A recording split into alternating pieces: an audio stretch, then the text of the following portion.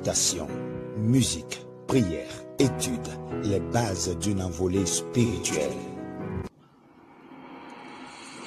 Chers amis, bonjour et bienvenue. Nous bénissons le Seigneur pour ce jour nouveau qu'il nous a donné.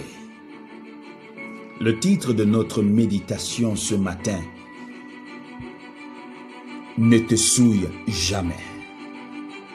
Dans le livre de Daniel chapitre 1, le verset 8, il est écrit: Daniel résolut de ne pas se souiller par les mets du roi. Une fois de plus, soyez la bienvenue. On ne se rend pas assez compte de ce que représentait pour Daniel et ses compagnons l'obligation de vivre dans les circonstances qui leur avaient été imposées. Tout était contraire à leur éducation, à leur goût et à leur instruction spirituelle. La dictature la plus brutale, le paganisme le plus grossier était l'atmosphère qu'ils respiraient. Mais Daniel y a fait face. Il n'a pas essayé de fuir l'adversité, de contourner les difficultés. Il savait qu'il était un prince de sang royal. Il savait qu'il était possesseur des promesses. Il ne s'opposa pas à ce qu'on changeât son nom avec sa signification divine en un nom de Dieu païen. Il savait que Dieu avait son but en cela.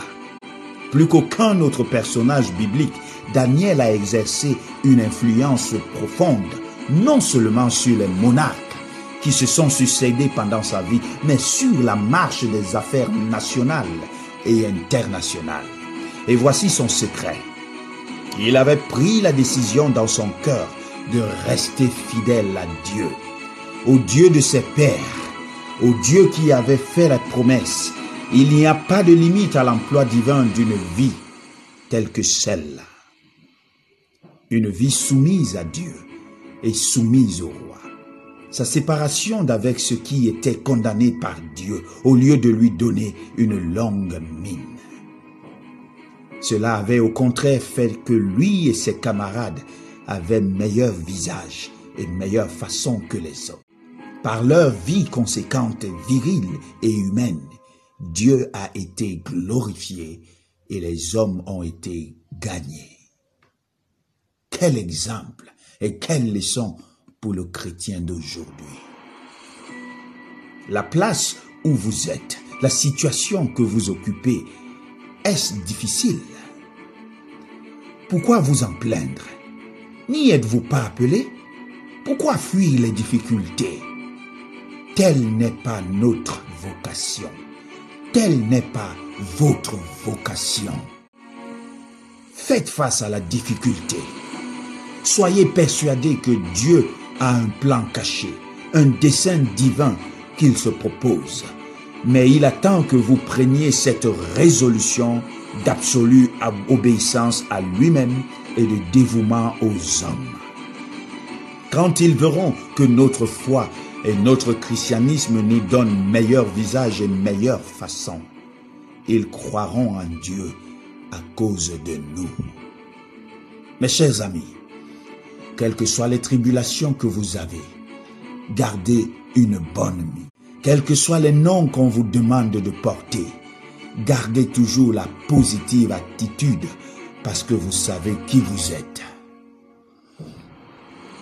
Les hommes se moqueront de vous.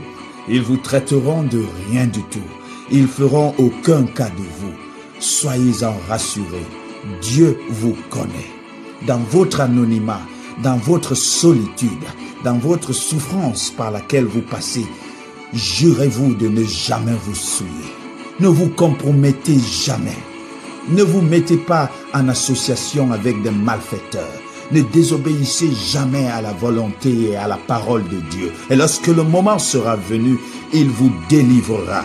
Et ainsi vous aurez participé au salut de vous-même, mais également au salut de tous ceux qui ne connaissent pas le Dieu que vous servez. Que le Seigneur vous bénisse. Amen.